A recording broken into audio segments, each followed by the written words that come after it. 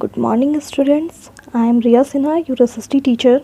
Today we are going to discuss our first chapter of civics, that is the Indian Constitution.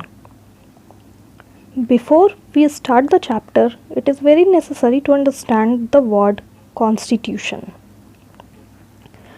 A constitution is a set of rules that guides how a country, state, or other political organization works. It may tells us what the branches of the government are, what powers they have, and how they work. It may also state the rights of citizens. Now, our first topic is, why does a country need a constitution?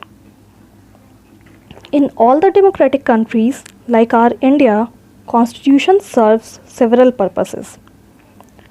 Its first purpose is that it lays out certain ideals that form the basis of the kind of country that we as citizens aspire to live in.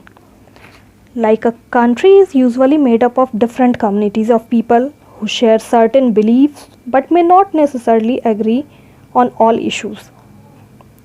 There, a constitution helps to serve as a set of rules and principles that all persons in a country can agree upon as the basis of the way in which they want the country to be governed. Let's take an example of Nepal. There was a monarchical form of government.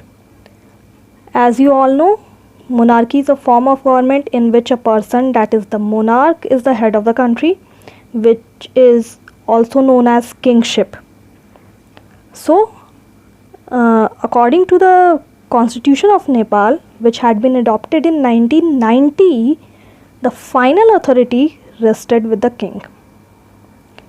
Means the king has had the power to take all the major decisions on behalf of its people. Then the people of Nepal fought for several decades to establish democracy there, and finally in 2006 they succeeded. Now there is a question, why the people of Nepal did not want to continue with the previous constitution? It was because it did not reflect the ideals of the country that they want Nepal to be. Now the second important purpose of constitution is to define the nature of country's political system.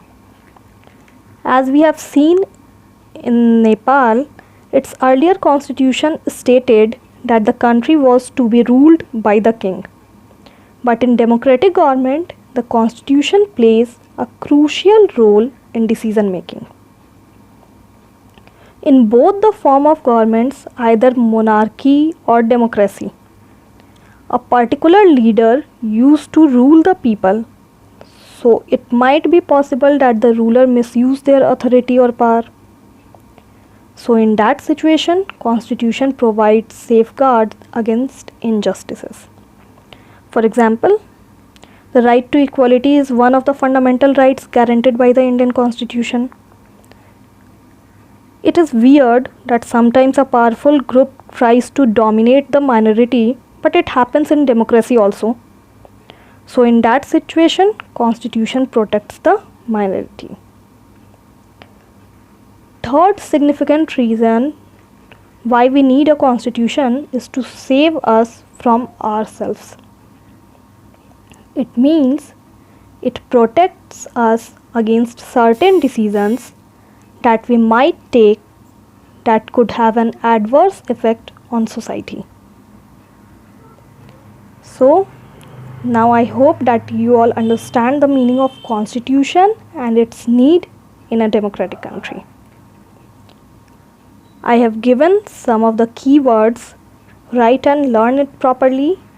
In the next class, we will discuss the Indian Constitution. Thank you. Stay at home and stay safe.